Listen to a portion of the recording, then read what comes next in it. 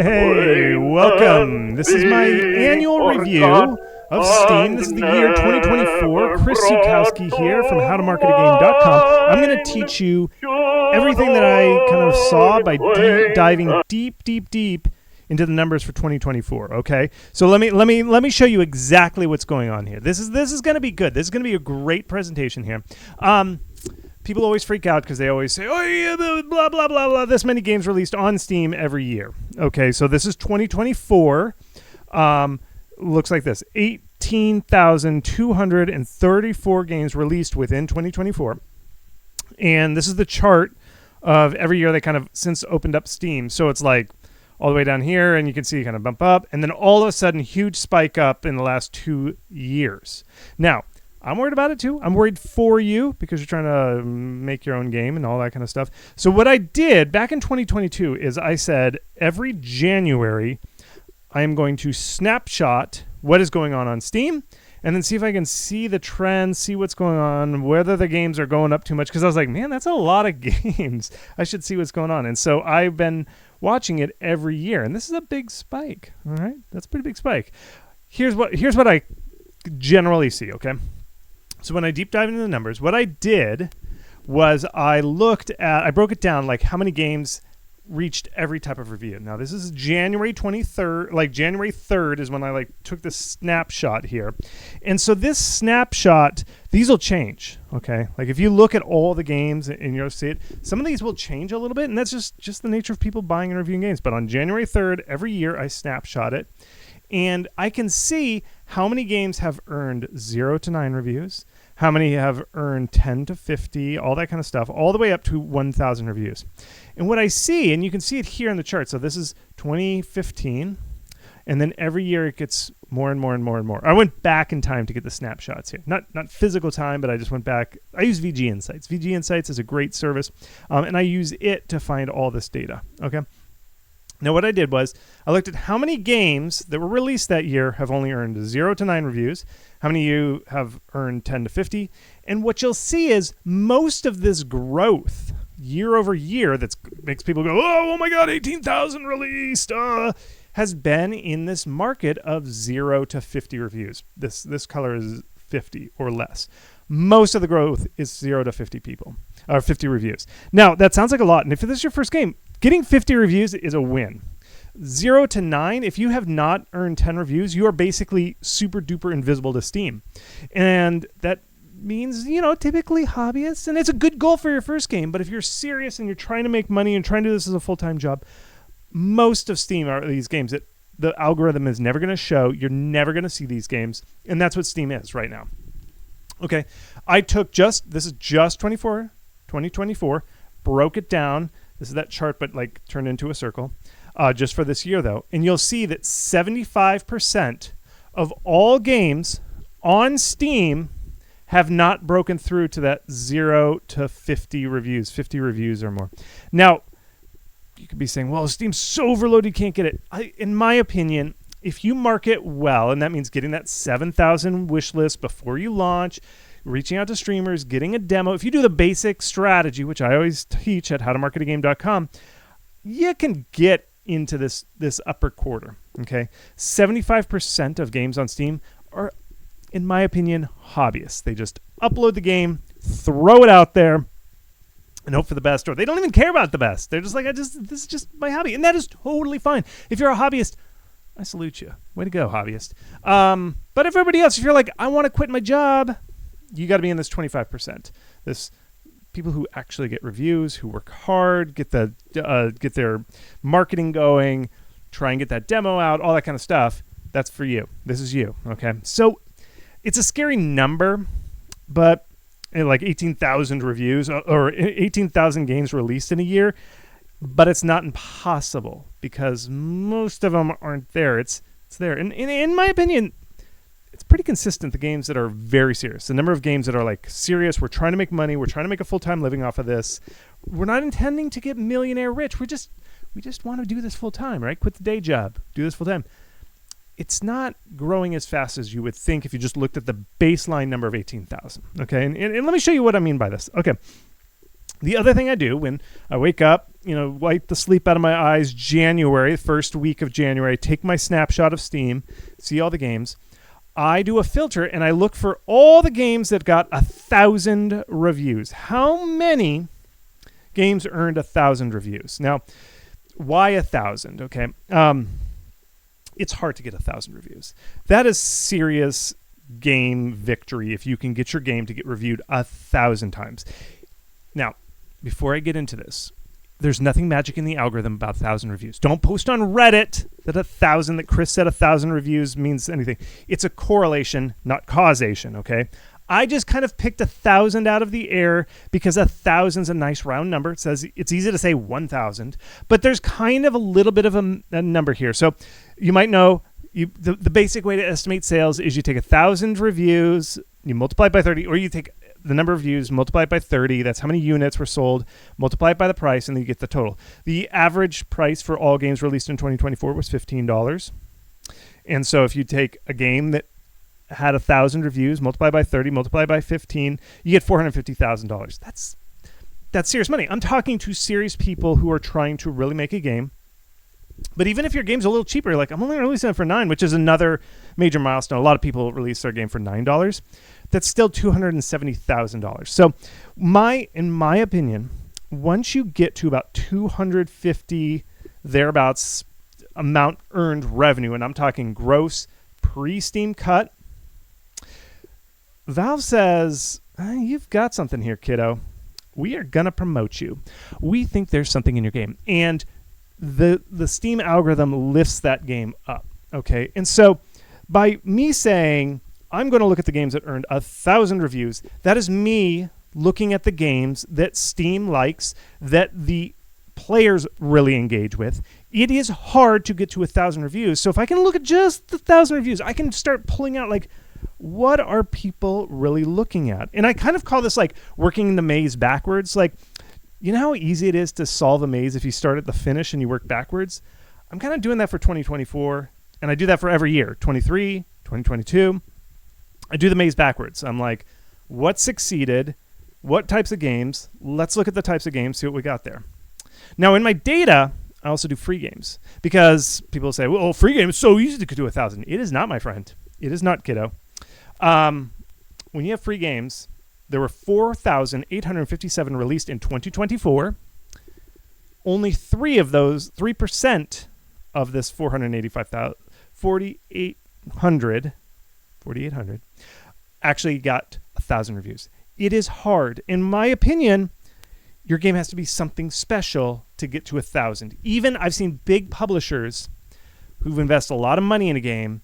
If the game didn't have something awesome about it, it didn't get up to 1,000. No matter how much ads they bought, no matter what they did, there is something magic right around 1,000. Again, don't call me and say, how can I cheat to get 1,000 reviews? It's not the 1,000 reviews that triggers it. It's 1,000 reviews is a symptom of this game connecting with an audience, okay? So that's what we're looking at. So this year, 2024, I started going through my data because I make a big spreadsheet of all the 1,000 games, and I just start looking at them, okay?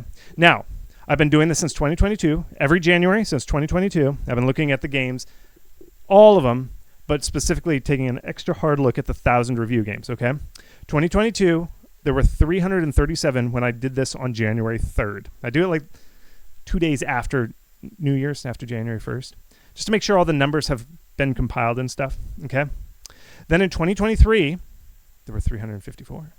And this year, when I was going through the numbers, I was like, there are a lot of games that have to go through here. There were 445. That's a 25% increase than the previous year. This is a pretty big jump up than the previous years. And I was like, something's happening here. There are more games that are hitting these big numbers, like $450,000 or more. Let's take a look, okay? So this is what I found. This is the stuff. Now, if you're smart at math, you know your math. You're like, well, Chris, you told me the numbers have jumped up to 18,000 and the numbers have increased by 25%. So if you do the math, really, the number of games released this year versus last year increased about 31%. But the number of 1,000 games, I'm just going to call them 1,000 games from here on out, jumped 25% more. So if you do the math, It's not as good as I made it just sound, okay? Because this is the number of percentage that succeeded. So in 2022, 2.7% of games got to that 1,000, 2.5 in 23, so 2.44. So Steam, this is my interpretation of this data, is Valve knows that the influx is coming, and they are just trying to open up the store and configure their filtering as best they can to get as many of these 1,000 games as they can. Because they make money. They want to make money too, right? Valve's helping, but I don't know if it's fast enough. Okay, it's close. It's 2.5 versus 2.7. It's close, but it's hard. Okay, so here's why I think it's helped in 2024 that allowed more games to come in. Okay, one, developers are just getting better at wish lists. You'll see a lot of posts, people like, oh, wish lists are inflation. You know, it's too much wish list inflation. Everybody's got inflation on the brain. I'll be honest, though, wish lists still matter. You should still collect wish lists. And just because devs are better at getting wish lists, that still converts into more sales. So there are more games getting more wish lists, more sales. That's a good thing. That's actually working. Okay. 2, more people are knowing about daily deals. If you don't know about it, daily deals, once you reach certain thresholds, my thought is around $150,000, $200,000 gross revenue pre-Steam cut. You can get a daily deal. You call up Steam and you say, hey, Steam, I'd like a daily deal. And they look at your numbers and they say, let's see. Oh, you do good numbers. We're going to give you a daily deal. Valve has opened up the system. They've really made it easier to open up daily deals to do it. They introduced a tool where you can just pick your own date if you reach these kind of qualifying numbers. And more people know about it. I talk about it all the time. Like, have you gotten your daily deal? Did you request your daily deal? I tell people all the time about it. So more people are knowing about it, which means more sales. Now, on the flip side, I just wanted to make sure egalitarian was spelled correctly. That's why I was kind of pausing there. Valve has opened it up. It used to be there were only 2 slots on the front page of Steam for a daily deal. Now there are 4. Now, if you do the math, that means they've divided the number of the eyes that come on Steam among 4 games instead of 2. And they've also been more restrictive. You can only get 2 daily deals, whereas before you used to be able to get like 2 or 3. So there are more games getting, but there's less visibility per game. So the devs that used to be able to rock a daily deal and get a lot of money nowadays are saying like, well, the daily deals just aren't as effective. But more devs are like, yay, I get a daily deal. So that's the egalitarian nature. Like, yeah, if you want to expand visibility, that means fewer devs are going to get those high dollar tickets, but more people are getting them. So, hey, talk to your friends. All right. So the final one, Valve has made the Steam sales more profitable. Basically, I've seen a lot of numbers like in the summer sale and the winter sale, huge number increases for games that are on the upper end, close to that 1,000 reviews or thereabouts. They're getting featuring, like curated featuring. I've seen a couple like pinned things, and I talked to a couple devs, and they're like, yeah, Valve just contacted us, and we got to be on the front page of Steam for these big sales, and it was hugely profitable. If you did that, if Valve contacted you and said, can we put you on the Steam page, on the front page of the Steam sale, contact me. You know my contact information, howtomakemarketatgame.com. Contact me. I want stories of this. I've got a few devs, but they were too little shy. If you're not shy, if you're brave, and you did this, some Steam contacted you, Valve contacted you, said, can we put you on the front page of Steam for the Steam sale? You know my number. Call me, okay?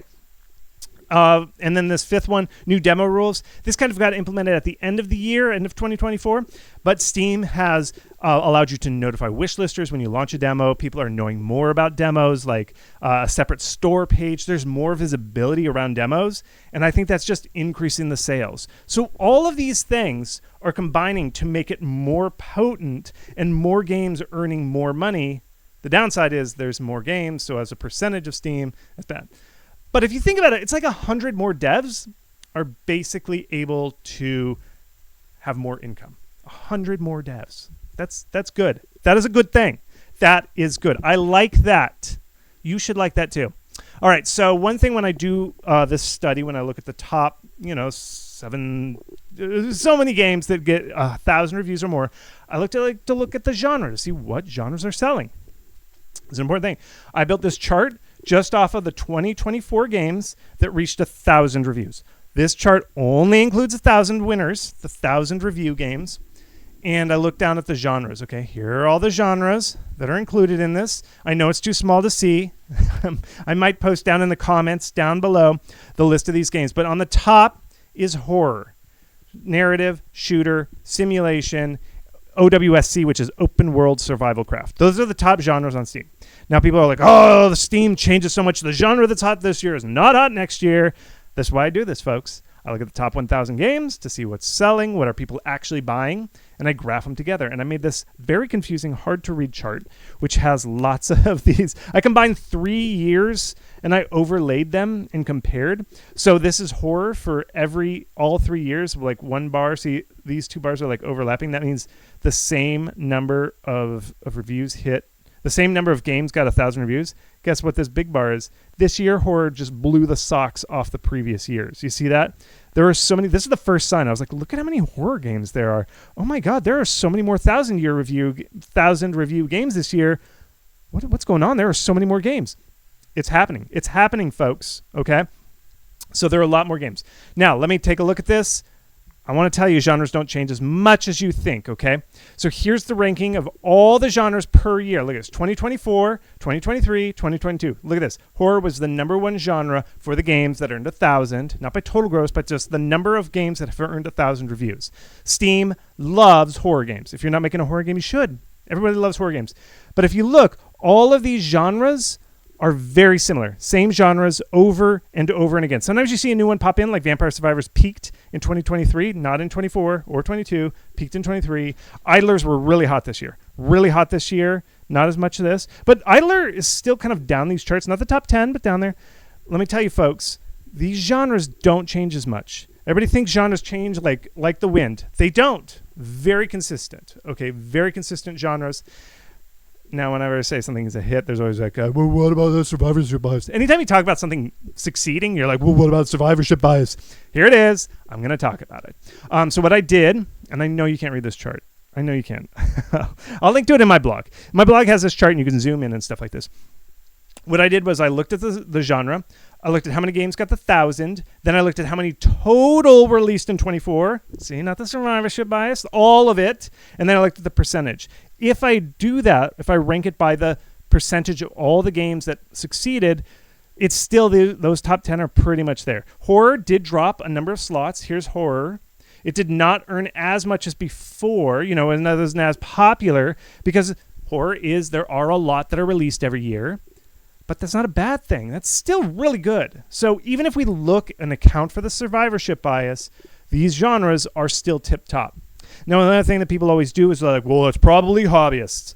2D platformers, I'm sorry, folks, they just don't sell as well.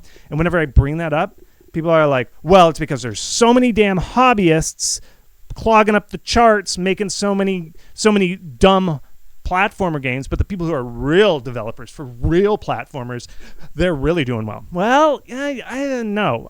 So what I did was I filtered out games that had under 700 followers. That's public data and the number of followers, which correlates closely to 7,000 wish lists, which is what I consider serious developers. People who can get 7,000 wish lists are people who can market their game, get their game out there, it's looking good, all that stuff. So I filtered out anybody who didn't get 7,000 in 2024, and the chart is almost exactly the same. Some of these games flip-flopped a little bit, but platformers are still way down. VR is way down here. Here's 2D platformer. That's 2D platformer. Even when I filter out the hobbyists, only, 2.5% of platformers succeeded, even when I filtered out the hobbyists. The non-hobbyist serious developers, only 2.5% of platformers. Survivorship bias, watch out. I know about Celeste. That's a survivorship. It's really hard to sell platformers, folks. I'm just being honest. Okay? Please don't make me mad. Don't say mean things down in the comments, please. Okay? All right, so then let's look at another thing I looked at. I always like to not literally look at the adult games, but I like to see how they're doing because people always freak out when they see like pornography on the front page of the Steam store. People are always like, oh, Steam's turning into a porn shop. Blah, blah, blah. Too much porn on there. I like to look at how many games are tagged as sexual content over the years, like since 2019. Guess what? This year was a market low of sexual content on Steam. It was one of the lowest years. 8.7% of games were porn games. And this could be even lower because sometimes people like to troll by tagging games as this. So truly, the number of games that are the naughty ones, it's actually down. So don't forget, folks, Steam's doing all right. It's not too bad. It's pretty consistent, just around 10% on average. Just 10% is porn. That's the thing. All right, so with that, let's take a look here.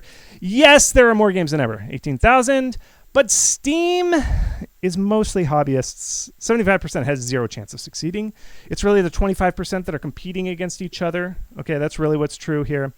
And Valve has implemented a number of features to help get those games that are decent somewhat, to give them a little bit more fighting chance, but I don't know if they're outrunning the number of games. That's up for debate. You could debate in the comments. I don't know. These are the games that I consider like decent genres that Steam players like to buy, are basically these. These are the ones that succeeded, even when accounting for survivorship bias, even accounting for the failures. These are kind of the top genres. This is what people want on Steam. Horror is so awesome. Now, I don't like to deep dive on genre on YouTube because people are so mean, and no matter what I say, they get mad at me. So I'm doing a secret, private, live Q&A. I'm going to present even more data. I'm going to go deeper into genre, show you deeper trends. I sell this course called howtomarketingame.com. Game marketing ideas is what it is. If you go to here, I'm doing a secret discount. Okay, it's secret. Don't tell anybody. And I'm going to do a deeper live analysis of genres. The genres that sell, and some of these things like publishers, where the publishers are backing and all that kind of stuff. I'm doing that deep dive. I'm going to do it on Monday, the next Monday. I don't know the date. I'm always forgetting my dates. But check the comments. So if you sign up, and now I'm discounting this course down to $45 because it's like it's cheaper than a AAA game, and you're going to learn about life. You don't learn about life all the time from a AAA game. So it's a Dawn deep dive. If you just use this link, you got to use this link, otherwise you don't get the coupon. That's what I'm going to do. So that's it. That's Steam in a nutshell. That's how you can do it. It's going to be live, and you can question. You can ask if I've accounted for survivorship bias. I have accounted for survivorship bias. So do that. Don't subscribe to my YouTube channel. Who cares about YouTube? YouTube sucks. You shouldn't be watching YouTube anyway. Anyway, you got homework or you got to get back to work. Stop watching so much YouTube, okay? So don't subscribe to my YouTube channel. I don't care. This is the thing that's going to help you. That's going to be it. So don't subscribe to my YouTube channel. Get out of here. Have fun. Enjoy your day. 2025. All right? Thank you so much. On days of old lang syne, poor old lang syne, my dear, poor old